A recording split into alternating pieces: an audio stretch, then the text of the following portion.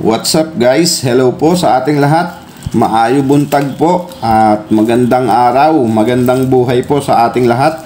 At eto guys yung ating huling batch dito sa ating coin hunting series sa halagang 1,000 pesos. At ang atin palang na-hunt ay dun sa 5 piso na commemorative na ang bagong bayani year 2014. At bokya na naman tayo sa frost sa 5 piso guys. So medyo dumadalang na yata yung frost at hindi na tayo nakakahunt. Hindi tayo nasisiro dyan guys, pero ngayon zero talaga tayo. So tignan natin dito sa ating susunod na batch. At syempre ang ating lagayan na nirequest sa atin ng isa nating subscriber dyan. Shout out sa iyo sir. At ito ang ating first batch. Syempre bago tayo magsimula dito, maraming salamat po sa inyong lahat mga sir sa walang sawang sumusuporta po dito sa ating channel. At lalong lalo na po doon sa nag-share ng ating video at sa mga nagla-like. Sana po ay patuloy nyong i-share at i-like yung ating video guys para magkaroon ng idea yung mga kaibigan nyo at kakilala sa mga barya natin na may mataas ng halaga na umiikot pa sa ating sirkulasyon. So ayan guys, umpisahan na natin tong ating coin hunting, ang ating last batch dito sa halagang 1,000.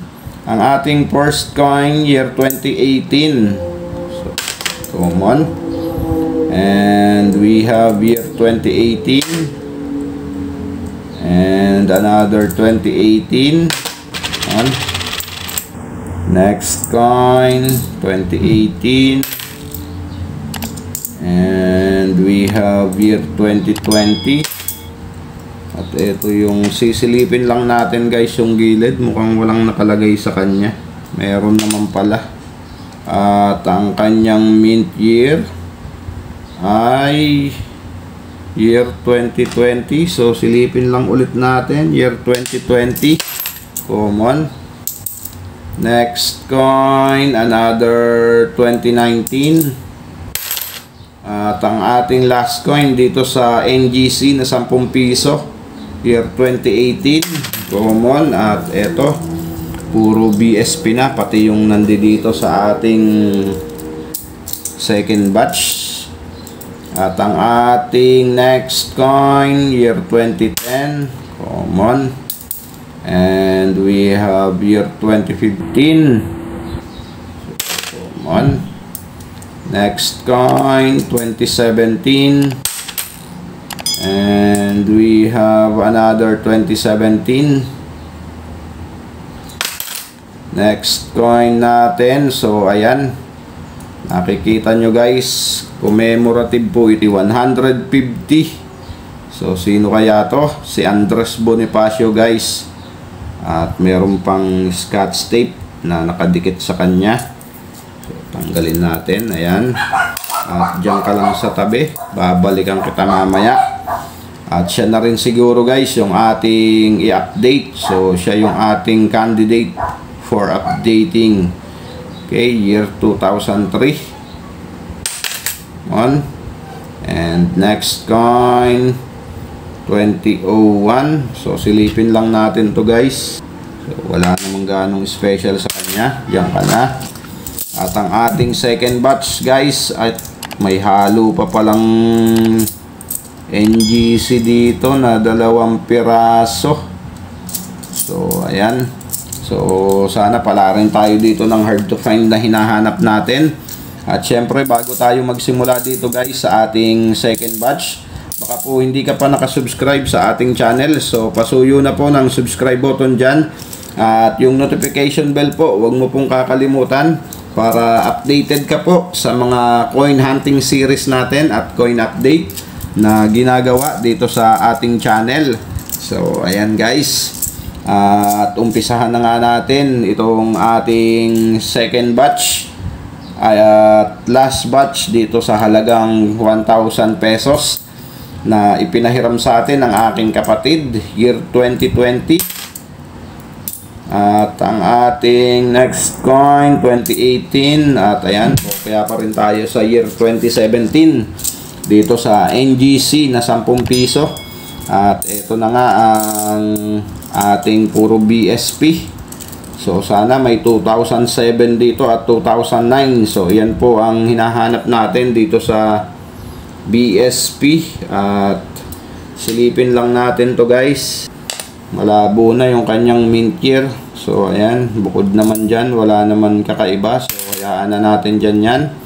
At ang ating next coin, year 2003. So silipin lang natin to guys.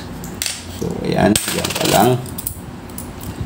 Next coin natin, 2002. Common. And we have year 2011. Next coin, year 2012 na puro tama na. And we have year 2010. Common. Next coin, 2015. Yan, minsan madalang na rin yan guys. 2015 na 10 piso. Ang ating next coin 2006, at iba na yung kanyang gitna guys, iba na kulay. So hayaan na rin natin dyan. At meron tayong negro dito na year 2012. So ayan, next coin 2017. And we have year 2011. One. At last 2 coin tayo, year 2017. So, common.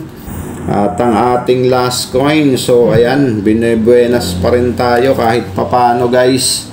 So isa na namang commemorative. Ayan, dangal, tapang, dignidad. So alam natin yan, basta tapang.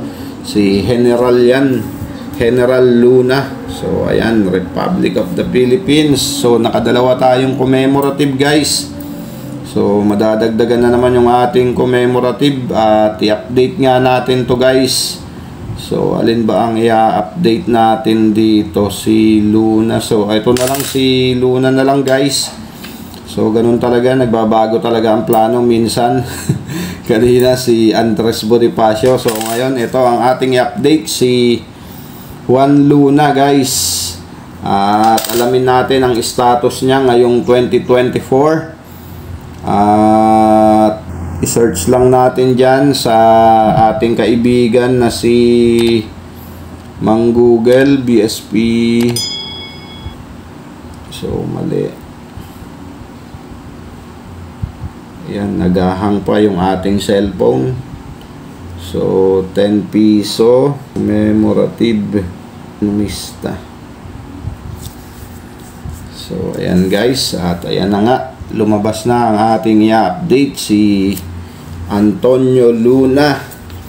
So alamin natin ang kanyang status guys. So ayan, ang kanyang features, ang kanyang composition, bimetallic, so aluminum bronze center in copper nickel ring.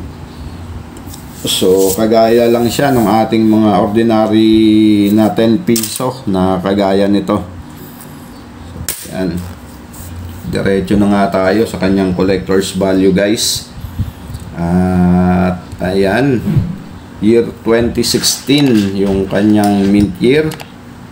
At ang kanyang price appraisal guys, o collector's value dito sa very fine condition, 21 pesos. At dito sa extra fine, 92 pesos. Sa AU condition, 92 pesos. So same lang sila ng extra fine.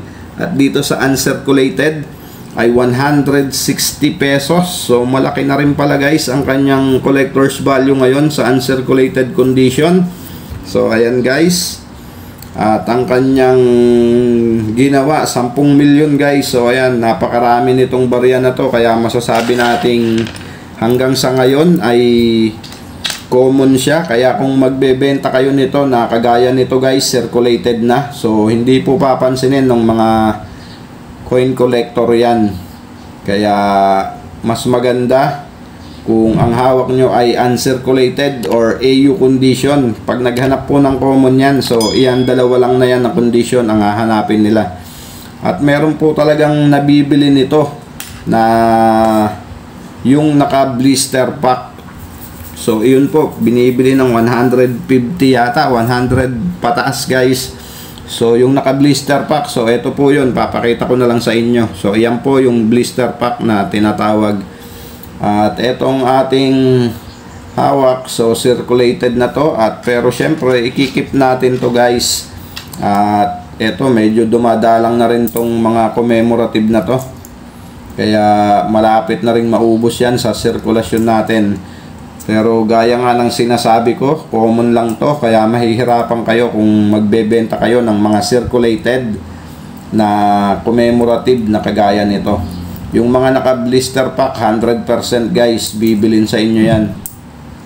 So, ayan lamang po. At maraming salamat sa sumama dito sa ating coin hunting. So, tapos na naman yung baryang ipinahiram sa atin ng aking kapatid. At ito ay ibabalik na natin sa kanya para makakuha ulit tayo ng barya kahit pa konti-konti. Basta tuloy-tuloy yung ating coin hunting series sa mga hard to find, semi hard to find at error na mga barya na umiikot sa sirkulasyon natin. So ayan guys, maraming salamat po sa inyong lahat. Keep safe always and God bless.